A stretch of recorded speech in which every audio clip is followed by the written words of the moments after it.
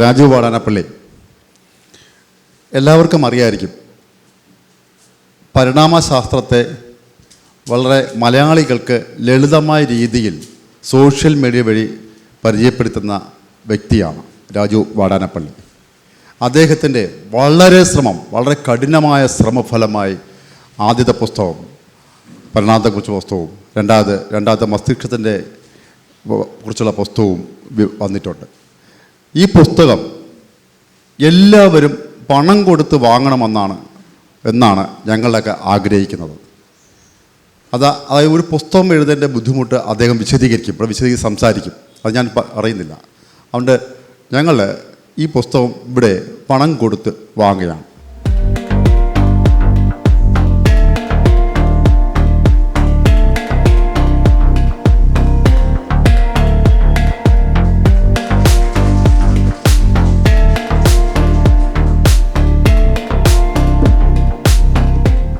ആദ്യത്തെ പുസ്തകം ജൈവ പരിണാമത്തിലൂടെ മനുഷ്യൻ്റെ ഉൽപ്പത്തി. പേജ് തന്നെ ഏകദേശം 623 പേജുണ്ട്. എനിക്കൊന്ന് കേരളത്തിൽ തനതായ ഒരു പരിണാമശാസ്ത്രത്തെക്കുറിച്ചുള്ള ഒരു വ്യക്തി പഠനം ഇതുപോലെ വേറെ ഇല്ല എന്ന് കരുതുന്നു. കാരണം ഈ പുസ്തകം നേരിട്ട് വായിച്ചിട്ടില്ല എങ്കിൽ പോലും ഇതിൻ്റെ മൂല കാരണങ്ങൾ കമ്പിൽ ഫേസ്ബുക്കിലൂടെ വായിക്കുകയും പ്രചരിപ്പിക്കുകയും ചെയ്ത വ്യക്തികളാണ് ഞങ്ങളെല്ലാം. ഇതിൻ്റെ മുഖവില എന്ന് പറഞ്ഞത് 1000 രൂപയാണ്. ഇത് അദ്ദേഹം 800 രൂപയ്ക്ക് തരും, എല്ലാവർക്കും വാങ്ങാം.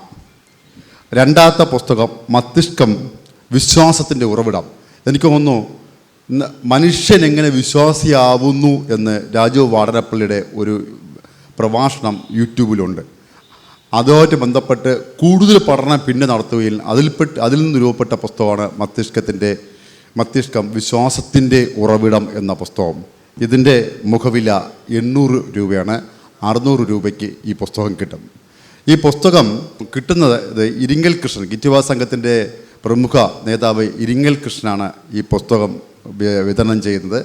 അദ്ദേഹത്തിനെ സമീപിച്ചാൽ എല്ലാവർക്കും ഈ പുസ്തകം കിട്ടും. അദ്ദേഹത്തിൻ്റെ നമ്പര് 9447518170 9447518170.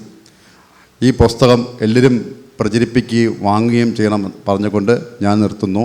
പുസ്തക രചനയെക്കുറിച്ചും വ്യക്തി ഇവിടെ സംസാരിക്കുന്നത് ആയിരിക്കും. വളരെ സന്തോഷം നാഗേഷ്.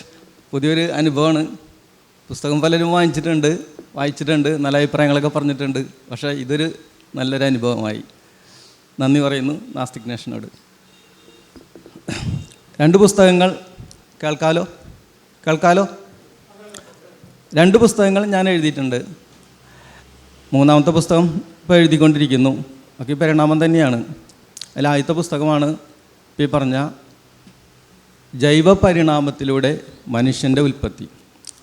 ഇത് സംബന്ധമായി കുറച്ച് കാര്യങ്ങൾ പറയാനാണ് നാഗേഷനോട് ആവശ്യപ്പെട്ടുള്ളത്.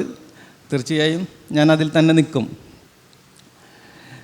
ഞാൻ ഒരു നല്ലൊരു ദൈവവിശ്വാസിയായിരുന്നു, ഉറച്ച ദൈവവിശ്വാസിയായിരുന്നു. എൻ്റെ കുടുംബ ഭാഷ അതിലങ്ങനെ തന്നെയാണ്. വളരെ വർഷങ്ങളോളം ഞാൻ അങ്ങനെ തന്നെ കഴിഞ്ഞത്. പക്ഷേ എനിക്ക് അന്നൊരു ഗുണമുണ്ടായിരുന്നു, എല്ലാവർക്കും ഉള്ളതുപോലെ തന്നെ എനിക്കുണ്ട്. ഞാൻ നന്നായിട്ട് വായിക്കുമായിരുന്നു. തൊട്ടടുത്ത് തന്നെ ഒരു ലൈബ്രറി ഉണ്ട്. അവിടെ പോയി ഒരുപാട് പുസ്തകങ്ങൾ ഞാൻ നന്നായിട്ട് കാര്യങ്ങളൊക്കെ വായിച്ചു എടുക്കുമായിരുന്നു. അങ്ങനെ എൻ്റെ വിശ്വാസവും എൻ്റെ വായനയും ഒരേപോലെ വളർന്നു. ഒരു ഘട്ടമെത്തിയപ്പോൾ വിശ്വാസത്തെ മറികടന്നുകൊണ്ട് എൻ്റെ വായനയും അതിൽ പതിപ്പിച്ച ചിന്തകളും കടന്നുപോയി. ആ ഒരു ഘട്ടത്തിൽ ഞാൻ അറിയാതെ തന്നെ ഒരു പാമ്പിൻ്റെ ഉറ ഊരിപ്പോകുന്ന പോലെ വളരെ ലാഘവത്തോട് കൂടിയിട്ട് ഈ ദൈവവും മതവും ഒക്കെ എന്നിൽ നിന്ന് ഉരിഞ്ഞുപോയി. നാസ്തികനും യുക്തിവാദിയൊക്കെയായി മാറി. എനിക്കൊരു പ്രശ്നം ഉണ്ടായിരുന്നില്ല കേട്ടോ ആ കാലത്ത്. പക്ഷെ പിന്നീട് പ്രശ്നങ്ങളായി തുടങ്ങി. കാരണം ദൈവമാണ് നമ്മളെ സൃഷ്ടിച്ചത് എന്നിരിക്കെ ദൈവമില്ലെങ്കിൽ പിന്നെ എങ്ങനെ മനുഷ്യൻ ഉണ്ടായി, ജീവികൾ എങ്ങനെ ഉണ്ടായി എന്ന ചോദ്യം എന്നെ വല്ലാതെ അലട്ടാൻ തുടങ്ങി. അപ്പോൾ ആ കാലത്ത് തൃശ്ശൂരുള്ള യുക്തിവാദി പരിപാടിയിലൊക്കെ ഞാൻ പങ്കെടുക്കുമായിരുന്നു. നേരത്തെ തന്നെ പോവും. അന്നത്തെ എല്ലാ നേതാക്കന്മാരൊക്കെ ആയിട്ട് നല്ല പിടുത്തം, നല്ല കമ്പനിയായി. അപ്പോൾ അവരോട് ചോദിക്കും ഞാൻ, എന്താണ് ഈ മനുഷ്യനൊക്കെ ഉണ്ടായതിൻ്റെ കാരണം? അന്ന് അവർ പറഞ്ഞ മറുപടി വളരെ തമാശ, ഇന്നിപ്പോൾ ഞാൻ ഓർത്തോർത്ത് ഇടയ്ക്ക് ചിരിക്കാറുണ്ട്. അതായത് പറഞ്ഞ മറുപടി ഇങ്ങനെയാണ്: നീ ഈ വൈരുദ്ധ്യാധിഷ്ഠിത ഭൗതികവാദം ഒന്നും വായിക്കാത്തത് കൊണ്ടാണ് നിനക്ക് ഈ ചിന്ത വരുന്നത്. നീ അത് വായിച്ചാൽ നിനക്ക് ഉത്തരം കിട്ടുന്നൊക്കെ അന്ന് പറഞ്ഞത്. കാരണം കെ.വൈസ് അന്ന് അങ്ങനെയായിരുന്നു. ഞാൻ അവരെ കുറ്റം പറയല്ല കേട്ടോ, പക്ഷെ ആ ഒരു ഘടന ആ കാലത്ത് അങ്ങനെയായിരുന്നു. പിന്നീടാണ് ഈ പരന്ന വായനയ്ക്കിടയിൽ ഈ പരിണാമത്തെ സംബന്ധിച്ചുള്ള ഒരു കുറിപ്പ് കിട്ടിയത്, ഒരു ചെറിയൊരു കുറിപ്പ് കിട്ടിയത്. അത് സത്യത്തിൽ ലഡ്ഡു പൊട്ടിച്ചു. പിന്നെ കിട്ടാവുന്ന എല്ലാ പുസ്തകങ്ങളല്ല, ലേഖനങ്ങളൊക്കെ ഞാൻ പരമാവധി വായിച്ചു. പിന്നെ പുസ്തകങ്ങളായിട്ടാണ് എടുക്കുന്നത്. അതൊന്നും നമ്മുടെ മലയാളത്തിൽ അന്നില്ലായിരുന്നു, ഒക്കെ പുറത്തുനിന്ന് വാങ്ങിക്കേണ്ടി വന്നു. ഒരുപാട് പണം ചിലവായിട്ടുണ്ട് കേട്ടോ. കൊണ്ടുവന്ന് വായിച്ചു പഠിച്ചു വന്നപ്പോഴാണ് മനുഷ്യൻ മാത്രമല്ല ഈ ജീവികളെല്ലാം ഉണ്ടായത് പരിണാമത്തിലൂടെയാണ് എന്ന് മനസ്സിലായത്. ഭൂമിയുടെ ഉൽപ്പത്തി 460 കോടി വർഷം മുമ്പാണെന്ന് നമുക്ക് എല്ലാവർക്കും അറിയാം. ആ പ്രക്രിയ ഇങ്ങോട്ട് വരുമ്പോൾ കഴിഞ്ഞ 400 കോടി വർഷം എത്തുമ്പോൾ ജീവൻ ആദ്യമായി ഭൂമിയിൽ അവതരിക്കുന്നു. വളരെ നിസ്സാരമായ ജൈവരൂപം, ബാക്ടീരിയൽ ടൈപ്പ്. പിന്നീട് ആ വിസ്തൃതമായ സമയമേഖലയിലൂടെ ഈ ജൈവരൂപങ്ങൾ വ്യത്യസ്തമായ ജീവികളിലേക്ക് സാവധാനത്തിൽ മാറി വരികയായിരുന്നു. പരിണാമം എന്ന് പറഞ്ഞാൽ മാറ്റം എന്നാണ് അർത്ഥം. അങ്ങനെ മാറി വരികയായിരുന്നു. അങ്ങനെയാണ് ഭൂമിയിലെ എക്കാലത്തെയും ഏറ്റവും വലിയ ജീവിയായ നീലത്തിമിംഗലം 140 ടൺ ഭാരമുണ്ട്. അതും അതിൻ്റെ ഇടയിൽ വരുന്ന മറ്റെല്ലാ ജീവികളും ഭൂമിയിൽ രംഗത്ത് വരുന്നത്. ഈ വസ്തുത ഇതിൽ നിന്ന് മനസ്സിലായി. അപ്പം മനുഷ്യൻ്റെ പരിണാമത്തിലേക്ക് നീങ്ങിയപ്പോൾ അത് 70 ലക്ഷം വർഷം തൊട്ടാണ് ആ പ്രക്രിയ ആരംഭിക്കുന്നത്. അത് ആഫ്രിക്കയിൽ നിന്നാണ് അതിനുള്ള ഫോസിലുകൾ കിട്ടുന്നത്. സഹേലാന്ത്രോപ്പോസ് ചാഡൻസിസ് എന്നു പേരായ ആദ്യത്തെ ഒരു ഫോസിലാണ് മനുഷ്യൻ്റെത്, 70 ലക്ഷം വർഷം തൊട്ട്. പിന്നെ അവിടെ നിന്ന് ഇങ്ങോട്ട് വരുമ്പോൾ ഒരുപാട് ഫോസിലുകളുണ്ട്. നിങ്ങളൊക്കെ കേട്ട് കാണും, ആസ്ട്രലോപിതെക്കസിനുകൾ എന്നിട്ട് കുറേ അങ്ങനത്തെ സ്പീഷീസുകളുണ്ട്, പൂർവ്വ മനുഷ്യന്മാരുണ്ട്. ആ തുടർച്ചയിൽ കഴിഞ്ഞ 24 ലക്ഷം വർഷം എത്തുമ്പോൾ ഗംഭീരമായൊരു മാറ്റം സംഭവിക്കുകയാണ്. അതിഗംഭീരമായ മാറ്റം. നമ്മൾ ഇവിടെയാണ് മനസ്സിലാക്കേണ്ടത്. ആ മാറ്റം എന്ന് പറയുന്നത് മനുഷ്യൻ്റെ മസ്തിഷ്കത്തിൻ്റെ വർധനവായിരുന്നു.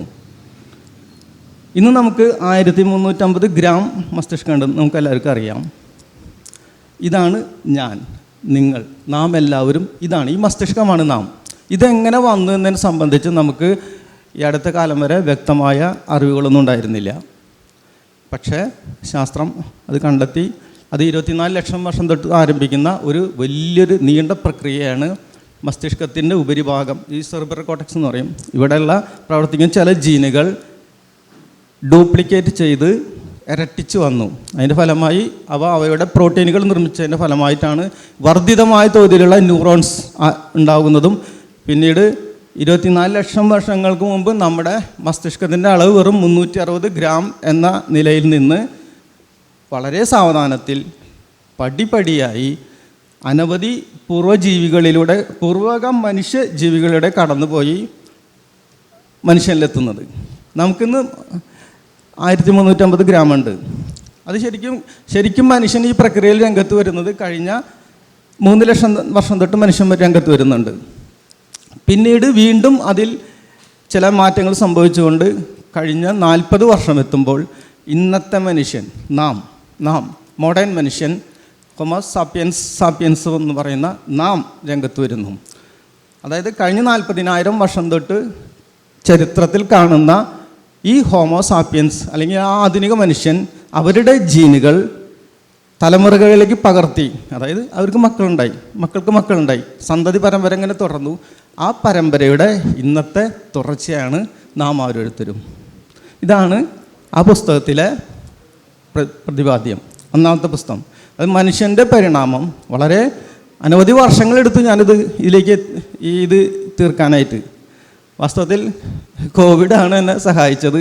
ഞാനൊരു കൽപ്പണിക്കാരനാണെന്ന് ഇപ്പോൾ പലർക്കും അറിയാം. അപ്പം കുറച്ച് കാലത്ത് മുമ്പിന് ഈ ഇരിങ്ങൽ കൃഷ്ണ മാഷ് എന്നോട് പറയുമായിരുന്നു, എടാ എഴുതറ എന്ന് പറഞ്ഞിട്ട്. അപ്പം ഈ പണിയൊക്കെ കഴിഞ്ഞിട്ട് വേണം ഈ പഠിക്കാനൊക്കെ രാത്രി നിന്നിട്ടാണ് പഠിക്കുന്നത്. അതിൻ്റെ ഇടയ്ക്ക് ലേഖനങ്ങൾ എഴുതാൻ പറ്റും, വളരെ 2-3 ദിവസത്തിനുള്ളിൽ ഈ ലേഖനങ്ങൾ എഴുതി കൊടുക്കാൻ പറ്റും. പക്ഷെ ഒരു പുസ്തകത്തിൻ്റെ ഒരു ഫോർമാറ്റിലേക്ക് വരാൻ എളുപ്പമല്ല, ഭയങ്കര ബുദ്ധിമുട്ടായിരുന്നു. അതുകൊണ്ട് മാഷെ ഞാൻ സൗകര്യപൂർവ്വം ഒഴിവാക്കിക്കൊണ്ടിരുന്നു. പക്ഷെ കോവിഡ് എനിക്ക് പണി തന്നു, വടിയാവേണ്ടതായിരുന്നു. പക്ഷേ സയൻസ് രക്ഷിച്ചു തന്നെ. ഡോക്ടർ പറഞ്ഞു പണിക്കൊന്നും പോകാൻ വേണ്ടി പറ്റില്ല, കുറച്ച് കാലം നീ റെസ്റ്റ് എടുക്കണം. അപ്പം എഴുതായിരുന്നു. പിന്നെ ലഹരിയാണ്. അതായത് നമ്മളിപ്പോൾ പറയില്ലേ കഞ്ചാവടിച്ച ലഹരി എന്നൊക്കെ പറയില്ലേ, ഇങ്ങനെ ഞാൻ കഞ്ചാവടിക്കുന്ന ആളല്ല കേട്ടോ, മദ്യം പുതും തുപ്പിക്കുന്ന ആളല്ല. പക്ഷേ എനിക്ക് ലഹരിയാണിത്. ലഹരി മൂത്ത് അങ്ങോട്ട് എഴുതിയാണ്ട് തീർത്തു ഞാനത്. അതിലുള്ള ആ പുസ്തകങ്ങളും സാധനങ്ങളൊക്കെ ഇതുപോലെ പുറത്തുനിന്ന് വരുത്തിച്ചാണ് ഞാൻ ചെയ്തത്. അങ്ങനെ അത് തീർത്തു. അതാണ് ആദ്യത്തെ പുസ്തകത്തിൻ്റെ അതിൻ്റെ പിന്നിലുള്ള പ്രയത്നം. അത് ഒരുവിധം ഭംഗിയായി ചെയ്തിട്ടുണ്ടെന്നും ഒരു ധാരാളം പേര് എന്നോട് പറയുന്നുണ്ട്. പിന്നെ അതിൻ്റെ തുടർച്ചയായിട്ടാണ് രണ്ടാമത്തെ പുസ്തകം വരുന്നത്. മനുഷ്യൻ എങ്ങനെ വിശ്വാസിയായി? എൻ്റെയും നിങ്ങളുടെ എല്ലാവരുടെയും എക്കാലത്തെയും വലിയൊരു പ്രശ്നമാണ് എങ്ങനെ വിശ്വാസിയായി എന്നുള്ളത്. അതിനുള്ള ഉത്തരമാണ് ആ പുസ്തകത്തിൽ കൊടുക്കുന്നത്. 40,000 വർഷം തൊട്ടുള്ള മനുഷ്യൻ, ഇന്നത്തെ മനുഷ്യൻ, അതായത് ഇന്ന് നമുക്ക് എന്തുമാത്രം ചിന്താശേഷി അതുപോലെ എല്ലാ കഴിവുകളും ഉണ്ടോ, ആ കഴിവുകളൊക്കെ ഈ 40,000 വർഷം തൊട്ടാണ് ആരംഭിക്കുന്നത്. ആ മനുഷ്യനിൽ നിന്നാണ് വിശ്വാസത്തിൻ്റെതായ ആദ്യത്തെ ഒരു പ്രതലം ആരംഭിക്കുന്നത്. അത് അവിശ്വസനീയമായെന്ന് നിങ്ങൾക്ക് തോന്നിയേക്കാം. 40,000 വർഷം തൊട്ടുള്ള മനുഷ്യൻ വിശ്വാസത്തിൻ്റെ ആദിമ പ്രതലം നിർമ്മിച്ചു എന്ന് പറയുന്നത് അവിശ്വസനീയം തോന്നിയേക്കാം. പക്ഷേ വസ്തുത ഇതാണ്. അതായത് വിശ്വാസത്തിൻ്റെ ആദിമ പ്രതലം എന്ന് പറയുന്നത് മനുഷ്യന് മരണത്തിന് ശേഷവും ജീവിതമുണ്ടെന്നുള്ള ഒരു വിശ്വാസധാരയിലേക്ക് അന്നത്തെ മനുഷ്യൻ വരുന്നു. അതായത് മരിച്ചതിന് ശേഷം അവനിൽ നിന്ന് വേറെ എന്തൊക്കെയോ പുറപ്പെട്ടു പോകുന്നുണ്ടെന്നും അത് തങ്ങി നിൽക്കുന്ന ഒരു ലോകമുണ്ടെന്നും ഉള്ള ഒരു ചിന്തയിലേക്ക് അന്നത്തെ മനുഷ്യൻ എത്തിച്ചേരുകയാണ്. അതായത് നമ്മുടെ ഇന്നത്തെ അറിവ് വെച്ചുകൊണ്ട് അന്നത്തെ മനുഷ്യനെ വിലയിരുത്താൻ പാടില്ല. ഭൂതകാലത്ത് നടന്ന അത് തെറ്റാണെന്ന് നമുക്കറിയാം, പക്ഷെ നമുക്ക് തിരുത്താനൊന്നും സാധ്യമല്ല. നമുക്കത് പഠിക്കേ നിവൃത്തിയുള്ളൂ. ആ ഒരു പ്രതലത്തിൽ നിന്നാണ് ഇതൊക്കെ ആരംഭിക്കുന്നത്. അതായത് അവസാനം കാണുന്ന ദൈവമായ അള്ളാഹു, 7-ാം നൂറ്റാണ്ടിലുണ്ടായ അള്ളാഹു നിർമ്മിക്കുന്നത് ഈ 40,000 വർഷം തൊട്ട് കാണുന്ന മനുഷ്യൻ്റെ ഈ വിശ്വാസ പ്രതലത്തിൽ നിന്നാണ്. അതായത് നാം തന്നെയാണ്, നമുക്കും അവർക്കും തമ്മിലുള്ള ഏക വ്യത്യാസം നാം ഈ സാംസ്കാരികമായി വൈജ്ഞാനികമായി മുന്നേറി എന്ന് മാത്രമേ ഉള്ളൂ. ശാരീരികമായി നമ്മൾ അവരൊക്കെ ഒന്ന് തന്നെയാണ്, ഒന്ന് തന്നെ, ഒരു വ്യത്യാസമില്ല. അതേ ജീൻ തന്നെയാണുള്ളത്, നേരിയ വ്യത്യാസങ്ങളേ ഉള്ളൂ. അങ്ങനെ ആ മനുഷ്യനാണ് ഈ ആദിമ പ്രതലത്തിൽ നിന്ന് ഈ പറഞ്ഞ മരണത്തിന് ശേഷം ജീവിതമുണ്ടെന്നുള്ള വിശ്വാസം ആ പ്രതലത്തിൽ നിന്നാണ് പിന്നീട് ഈ അള്ളാഹു എന്ന് പറയുന്ന ആ മുതലിനെ വികസിപ്പിച്ചെടുക്കുന്നത്. അതിന് കാരണങ്ങളുണ്ട് ഒരുപാട്. നാം കടന്നു പോകുന്ന ജീവിത സാഹചര്യങ്ങളാണ് അതിനുത്തരം പറയേണ്ടത്. അതായത് കഴിഞ്ഞ 40,000 വർഷം തൊട്ട് 10,000 വർഷം വരെ കാലം ഒരു ഐസേജ് ആയിരുന്നു, വളരെ നിയന്ത്രിതമായ ജീവിതമായിരുന്നു. പക്ഷെ 10,000 വർഷം എത്തുമ്പോൾ ഐസേജൊക്കെ മാറി, ഹിമയുഗം മാറി, ഇന്നത്തെ ചൂടുള്ള കാലാവസ്ഥ വന്നു. അതോടുകൂടി മനുഷ്യൻ അതിന് മുന്നുള്ള ലക്ഷക്കണക്കിന് വർഷങ്ങൾ ഒരിക്കലും അനുഭവിച്ചിട്ടില്ലാത്ത ചില ജീവിത സാഹചര്യങ്ങളിലൂടെ കടന്നു പോകേണ്ടി വന്നു. അതായത് പ്രത്യേകം അവിടെയാണ് അതിൻ്റെ പോയിന്റ് കിടക്കുന്നത്. 10,000 വർഷത്തിന് ശേഷം മനുഷ്യൻ അതിനു മുമ്പ് ഒരിക്കലും അനുഭവിച്ചിട്ടില്ലാത്ത വളരെ നിർണായകവും തുടർച്ചയായി മാറുന്നതുമായ ജീവിത സാഹചര്യത്തിലൂടെയും കടന്നു പോകുന്നത്. അതായത് കാർഷിക വൃത്തി വരുന്നു, കന്നുകാലി വളർത്തൽ വരുന്നു, അത് കുറച്ച് കഴിഞ്ഞിട്ട് മൂർച്ഛിച്ചിട്ട് അസമത്വം വരുന്നു, സമൂഹത്തിൽ അസമത്വം വരുന്നു. അസമത്വം പിന്നീട് പെരുകി അത് അടിമത്തത്തിലേക്ക് എത്തുന്നു, അടിമത്തം സ്ലേവറിയിലേക്ക് എത്തുന്നു. പിന്നീട് അതിൽ നിന്ന് നാഗരികത രൂപപ്പെടുന്നു.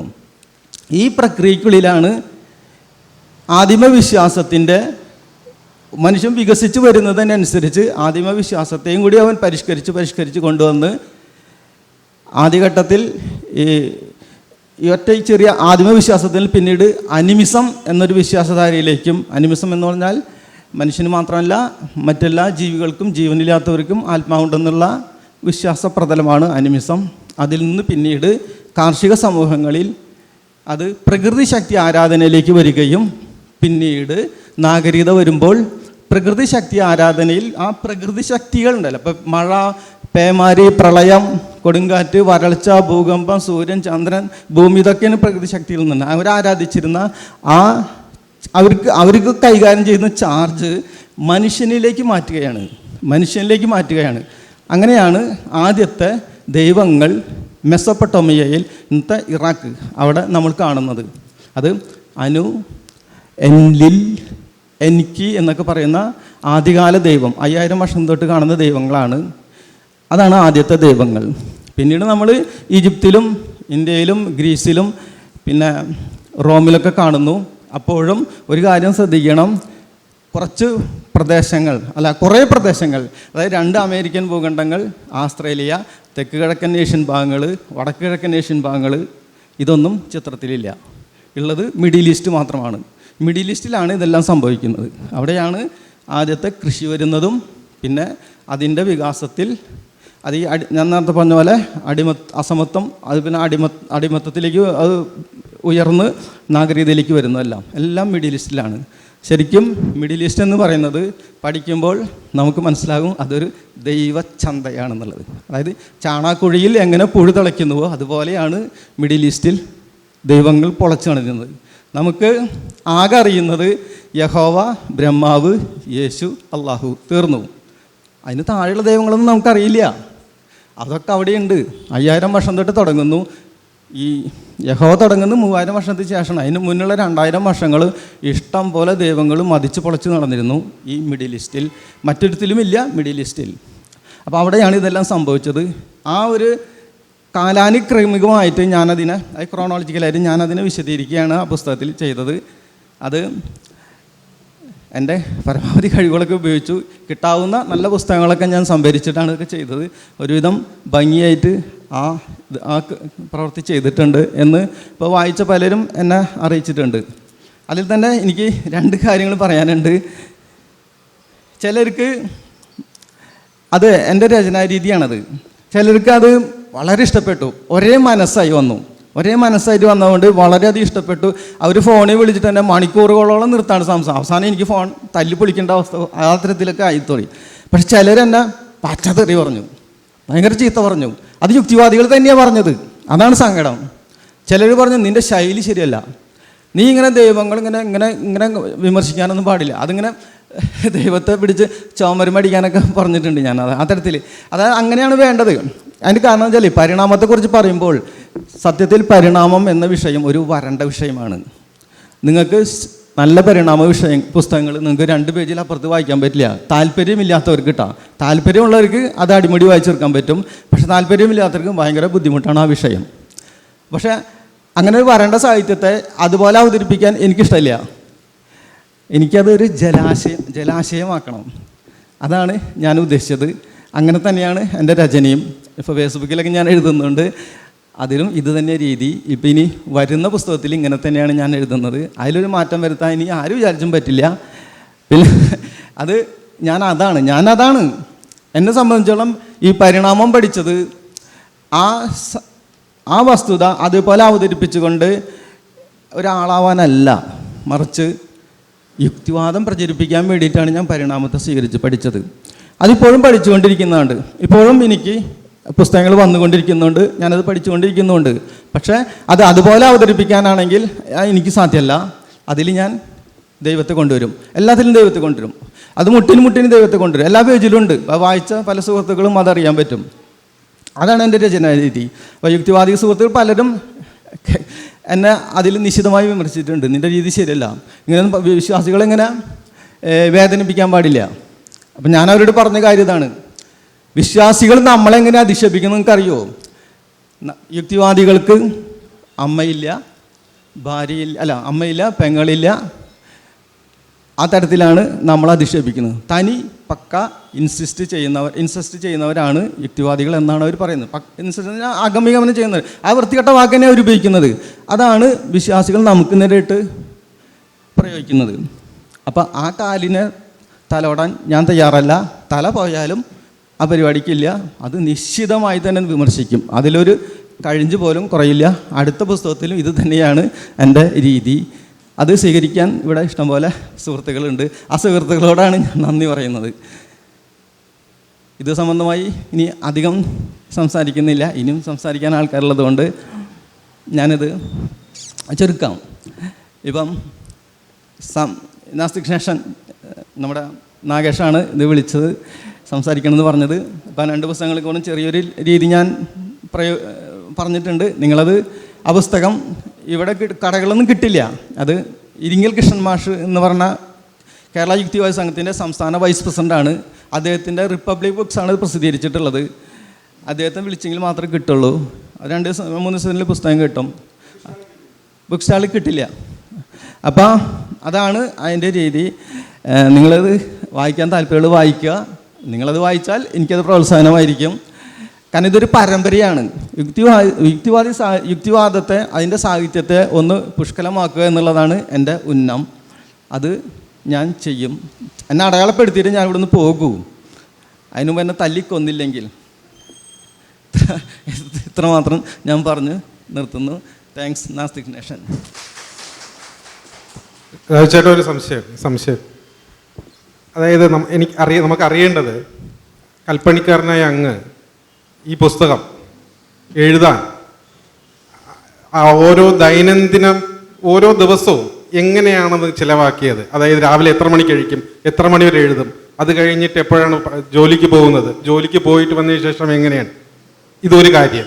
രണ്ടാമത്തത്, രാജുചേട്ടൻ നേരത്തെ പറഞ്ഞു ഈ പുസ്തകങ്ങളൊക്കെ പുറത്തുനിന്ന് മേടിച്ച് വായിച്ച് അങ്ങനെ അറിവ് സമ്പാദിച്ചു എന്ന്.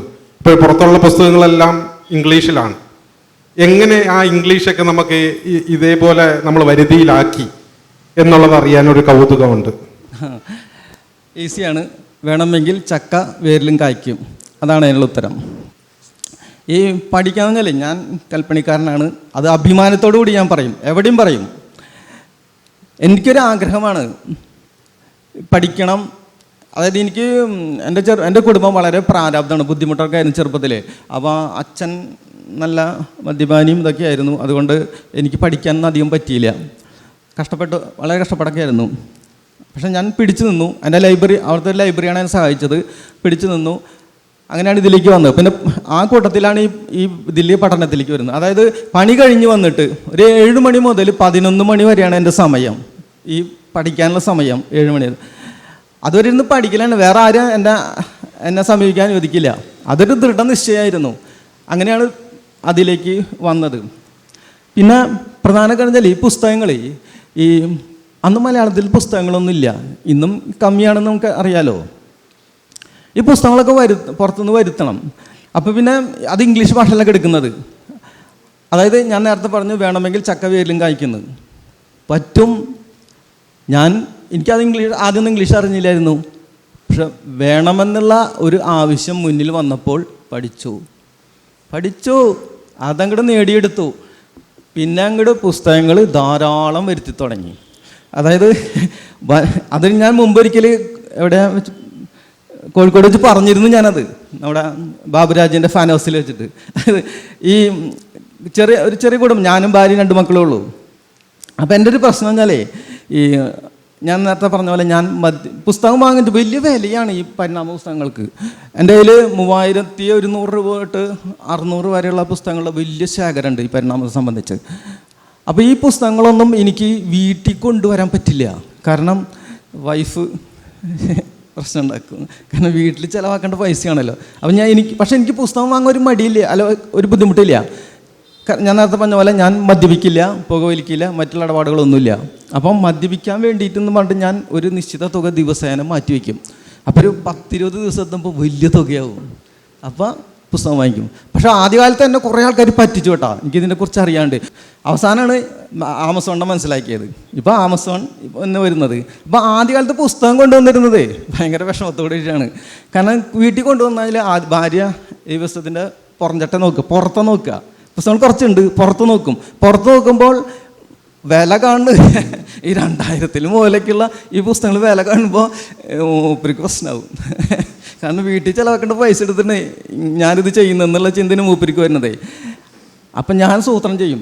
അതായത് അന്ന് പറഞ്ഞത് അതിന് ഇവിടെ പറയുന്നത്, അതായത് അന്ന് ഡോക്ടർ നമ്മുടെ വിശ്വനാഥ് ഡോക്ടർ, ജബ്ബാർ മാഷ്, അതുപോലെ കലാദം മാഷ്, അതിൽ തിരുവനന്തപുരത്തുള്ള ആ സുഹൃത്തുണ്ടല്ല മുഹമ്മദ് ഖാൻ, ഇവരൊക്കെ കൂടിയിട്ട് എനിക്ക് വാങ്ങിച്ച് തരുന്നതാണ് ഈ പുസ്തകങ്ങൾ എന്നും പറഞ്ഞ് വീട്ടിൽ കൊണ്ടിരുന്നു. അപ്പോൾ പുസ്തകം നോക്കുമ്പോൾ, കാരണം എനിക്ക് ആവില്ല 3000 രൂപയുടെ പുസ്തകം വാങ്ങാൻ കഴിവില്ലെന്ന് ഭാര്യയ്ക്ക് അറിയും. ഓ ശരി തന്നെയാണ്.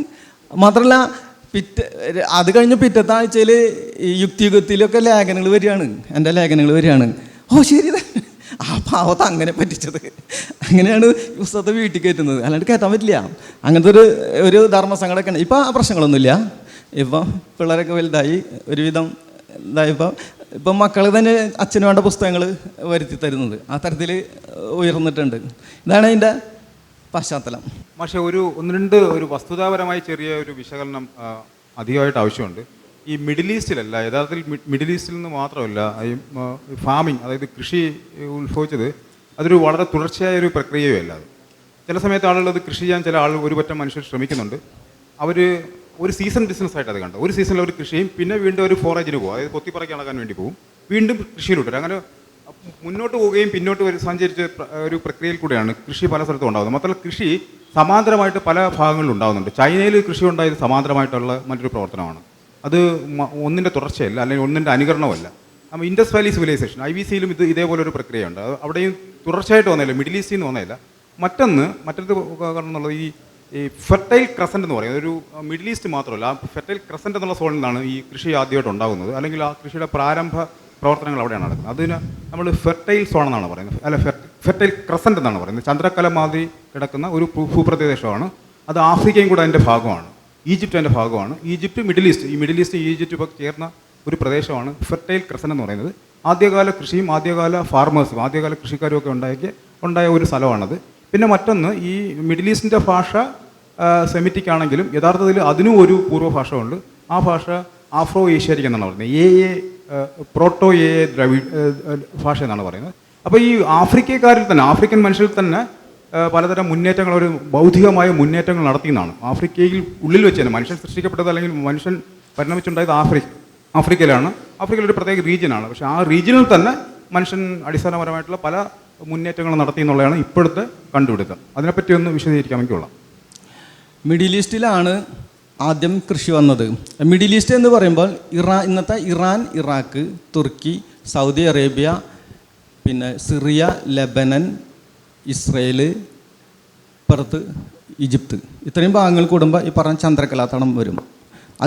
അവിടെയാണ് ഈ ആദ്യമായിട്ട് കൃഷി വരുന്നത്. അതായത് 10,000 വർഷത്തിന് തൊട്ട് മുമ്പ് തന്നെ അവിടെ കൃഷി ആരംഭിച്ചിട്ടുണ്ട്. നമ്മുടെ ഇൻഡസ് സിവിലൈസേഷനൊക്കെ പറഞ്ഞാൽ അത് പരമാവധി താഴോട്ട് തള്ളിയാൽ 4000 വർഷം വരെയുള്ളൂ. പക്ഷേ ഇത് 10,000 വർഷത്തിന് മുമ്പേ ഉണ്ട്. അത് സംഭവിക്കുന്നത് ഇറാനിലെ സാഗ്രോസ് പർവ്വതത്തിൻ്റെ താഴ്വരയിലാണ് സംഭവിക്കുന്നത്. പിന്നെ അവിടെ നിന്ന് സാവധാനത്തിൽ അത് ആ മിഡിൽ ഈസ്റ്റിൽ വ്യാപിക്കുന്നുണ്ട്. പക്ഷെ ഒരു കാര്യം ഞാൻ പറഞ്ഞു നേരത്തെ, അതായത് ഈ 2 അമേരിക്കൻ ഭൂഖണ്ഡങ്ങൾ, പിന്നെ ആസ്ട്രേലിയ തുടങ്ങിയ ഈ ഭാഗങ്ങളൊന്നും ചരിത്രത്തിലില്ല എന്നുള്ളതാണ്. അത് യൂറോപ്യന്മാർ കഴിഞ്ഞ, അതായത് 16-ാം നൂറ്റാണ്ട് 16-ാം നൂറ്റാണ്ടിലാണ് ഇത് കണ്ടുപിടിക്കുന്നത്. അതിനു മുമ്പുള്ളതാണ് നമ്മുടെ ചരിത്ര കാലഘട്ടം. ഈ കാലഘട്ടത്തിൽ ആദ്യമായിട്ട് എവിടെയാണ് കൃഷി ആരംഭിച്ചത് എന്നുള്ളിടത്ത് നിന്ന് തന്നെയാണ് അവിടെ ആ സംഘർഷം മൂർച്ഛിച്ച് മനുഷ്യൻ അസമത്വത്തിലേക്കും പിന്നീട് അടിമത്തത്തിലേക്കൊക്കെ വരുന്നതും അതിൻ്റെ തുടർച്ചയിൽ സിവിലൈസേഷൻ അതും മിഡിൽ ഈസ്റ്റിലാണ് സംഭവിച്ചത്. ആ ഓർഡറാണ് ഞാൻ പറഞ്ഞത്. എന്നിട്ട് അത് ഇന്നത്തെ മെസപ്പൊട്ടോമിയ എന്ന് പറഞ്ഞാൽ ഇന്നത്തെ ഇറാഖ്, അവിടെയാണ് ആദ്യത്തെ സിവിലൈസേഷൻ, നാഗരികത വരുന്നത്. അവിടെ സുമേറിയൻ കാലഘട്ടത്തിലാണ് ആദ്യത്തെ ദൈവങ്ങൾ കാണുന്നത്.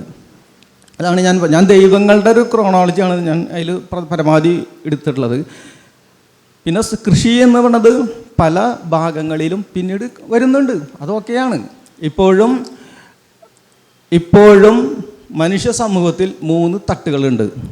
അതായത് നാഗരികതയുടേതായ നിൽക്കുന്ന ഈ തട്ട്, പിന്നെ കുറച്ച് കൃഷിയൊക്കെ ചെയ്ത് നടക്കുന്ന അതിന് താഴെയുള്ള മറ്റൊരു തട്ട്, വെറും നായാട്ടും പിന്നെ ഭക്ഷ്യശേഖരണവുമായി നടക്കുന്ന മറ്റൊരു തട്ട് ഇപ്പോഴും ലോകത്തുണ്ട്. ഒരിടത്തും കൃഷി മൊത്തമായിട്ട് ലോകത്തൊരിടത്തും ഒരേ സമയം വന്നിട്ടില്ല.